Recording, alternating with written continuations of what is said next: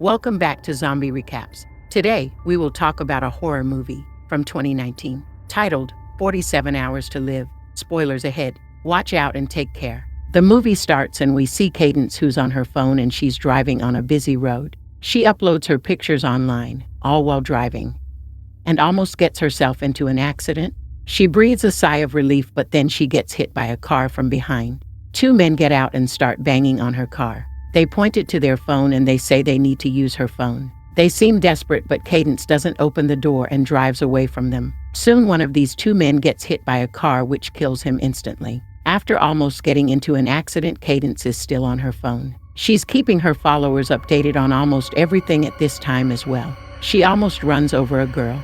The girl who Cadence almost ran over is new to the neighborhood and has recently moved in with her family. Her name is Rose. A few days later, we see that Cadence and Rose go to the same school. Cadence introduces herself to Rose and apologizes for almost hitting her with her car. Rosa is new to the school and she is socially awkward to make new friends. Cadence, on the other hand, is outgoing, careless, and has a bad reputation at school. The two of them quickly bond with each other and end up becoming good friends despite the difference in their personalities. One night they're hanging out in Cadence's room. Rose is searching for a horror movie to watch, but she hasn't found anything interesting. Kate Hudson tells her about a game she heard of. It's a horror game called 47 Hours, which requires two players. It's supposedly a demon summoning game where one of the two players gets cursed and only has 47 hours to pass that curse on to someone else. And if they fail to do so, the game ends after the death of the cursed player. Thinking it's just a stupid online game, they decide to play it. They write on a note, "To the darkness I am bound." They both spill a drop of their blood on the note and burn it. The next step requires them to put a 10-second timer on their phone. One by one, they will recite the spell and pass the phone to the other player. The one whose photo gets captured when the timer ends is the one who loses and gets the curse. They both do exactly as the game suggests, and Rose ends up losing the game as the phone clicks her picture. Now Rose, as per the game, has 47 hours to pass the curse on to someone, or else she will lose her life. Even though the game sounds illogical, Rose is a bit worried. She searches online about the game and finds out that many people who have played this game have ended up dead. Reading all of this, Rose gets really scared and her phone starts to vibrate. She gets a call from an unknown number, and when she answers it, all she hears is whispering noises. And to her surprise, a bug gets out of her phone, which scares her off into throwing her phone. The next day, Rose is really nervous and she tells Cadence about everything she saw from last night. Cadence tries to calm her down by saying that it's just a game and she probably is just seeing things because of reading that fake news about the game. Rose also believes that maybe she just saw those things because she overthought the game. After school, they both go to work.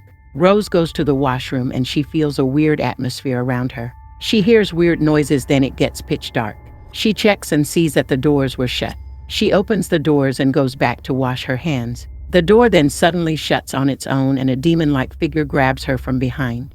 Fear-struck, Rose runs out of there and tells Cadence that she saw a demon. Cadence goes in to check and finds a huge covered cutout of a horror movie character. Rose cracks a smile, but she feels nervous about the game. She says that since playing that game, she's starting to feel anxious, seeing her friend freaking out over a silly game. Cadence offers to take her curse away from Rose. They play the game again, and this time the timer stops. Cadence's turn. The curse has now been moved away from Rose to Cadence. The night goes on without any weird incidents. However, the next night at her work, Cadence sees herself on the projector screen. She doesn't feel anything weird up to that point, but later she sees worms coming out of her mouth, and soon a man comes up behind her and stabs her to death. Seeing herself get killed, Cadence runs away and brings her friends to show them everything. But the projector is no longer showing her getting killed by a masked man. Thinking that it might have been a hallucination, Cadence lets it go away. She goes to her house and starts to play her guitar. It's raining heavily outside and the winds are strong. It looks like a storm is on its way. Cadence receives a call, and when she checks it, she finds herself reciting the spell of the game. The phone then shows her a message: "I'm coming for you." She throws her phone and the lights go out all at the same time. She gets her phone back and finds a message from Rose. Cadence replies that everything is okay, but she's definitely scared. The lights are gone, but her guitar starts to make noises all on its own. She unplugs it, but the noises don't stop. Finally, the lights come back on and everything gets back to normal. Rose calls her and asks her if she's expecting anything weird. Cadence replies that everything is normal, but she isn't paying attention to what's going on behind her. She checks her phone and finds a demonic face on it. At the same time, lights go out for the second time and Rose is outside her house. Rose is worried that Cadence might get hurt because of the curse of the game, so she wants to take the curse back from Cadence until they figure out how to stop it. They play the game again and Rosie ends up getting the curse back on her. Rose is relieved and the storm also clears away. The next day, Rose visits Cadence and asks her to play the game. She wants to figure out the game together. Cadence agrees to it, and in exchange for playing the game, Cadence takes Rose to a party with her, and now Party Rose meets a guy named Justin and they both seem to enjoy each other's company. Since Cadence had taken the curse over from Rose, she starts to hear weird noises in her head. She goes to the washroom to declare mine and she finds scary pictures of herself on her phone. She goes back to where Rose is and finds them talking about the Slender Man. The guy thinks it's just a stupid story, but Rose believes there might be some truth to it. Since they're talking about horror, Cadence dares Justin to play 47 hours with her, the same game she played with Rose. Rose tries to stop her, but Justin casually accepts to play the game. Cadence hands her phone to Justin and the timer stops exactly at his turn. Now the curse is shifted away from Cadence to Rose's new friend Justin. Just then they're interrupted by Layla, their classmate from school, and Justin's sister Layla basically makes fun of them for believing in that game. She tells them that she played the game but nothing happened to her in those 47 hours. Hearing Layla survives the game, Rose believes that the game is just a hoax and that the curse isn't real. The next day she goes to Cadence's house to wake her up. Cadence has hung up from last night's party and she remembers nothing from last night. She basically doesn't have any idea that she passed the curse suggestion. And Rose doesn't remind her that she played the game with Justin because she believes that the game is fake. As Layla was still alive after playing the game, Rose goes to school and finds the whole school to be silent. She sees that the flags are raised down and everyone in school is mourning the death of somebody. It is then she finds out that Layla died last night. As soon as she hears this, Rose heads out of the class. She tells Cadence that Layla got the dates wrong. She still had hours left before her 47 hours were completely off. Due to her getting the time wrong, Layla lost her life. Cadence believes this is just a coincidence, but Rosen says that the curse is real. She goes out to meet Justin, who's mourning his sister's death. Rose tells him about the game and how it's killed his sister. She asked him to play the game with her so she can move the cursor away from him to herself. But Justin doesn't believe her and he thinks the Rose is making fun of his sister's death. So Cadence forces him to play the game with her and takes the curse onto herself. That night, Cadence receives a call from Layla, who asked for her help. She finds a huge cut on her chest and she starts to bleed. She gets in a lot of pain and passes out on the floor. The next morning, her mother finds her in the bathroom and a huge cut on her chest. Along with the blood has all disappeared.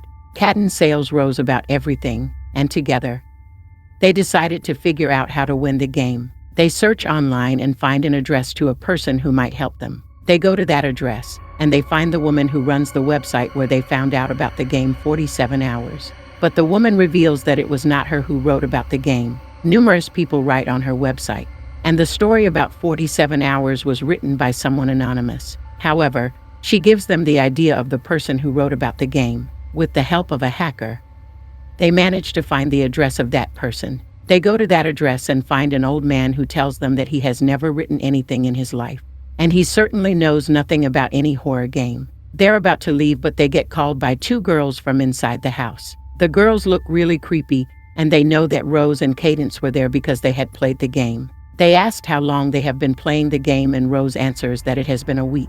The girls reveal that for 5 years they have been passing the curse back and forth between themselves. They also revealed that they posted about the game because they believe that the devil will leave them alone if it gets someone else in their place. After finding out the truth, Rose and Cadden are scared. They don't want to end up like the two girls they met earlier. Before leaving, Rose takes the cursor over from Cadence and she immediately starts to hear weird whispering noises. Just like Cadence, she finds scary pictures on her phone and her whole face starts to bleed and tear up.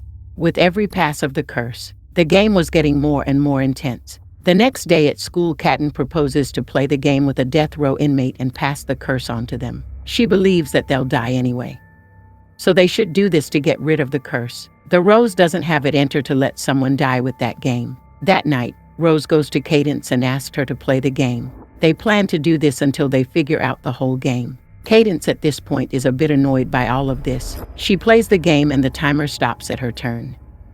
But they both fail to see that the camera didn't click any picture. The next day, Rose realizes that the curse is still on her. She starts to get her messages from an unknown number. She immediately calls Cadence, but her boss at work takes her phone away. The news says that a huge storm is on its way. Rose has less than an hour before she passes the curse or she loses her life. She desperately tries to get out of school, but the doors are locked.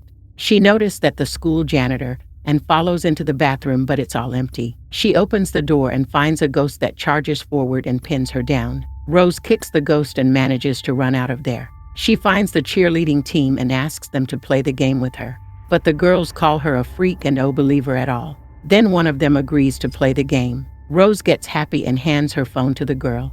But the girl throws the phone away, completely smashing any hope that Rose might survive the curse. Now Rose has no option but to drive to where Cadence says she drives her car in the storm and the weather starts to get worse.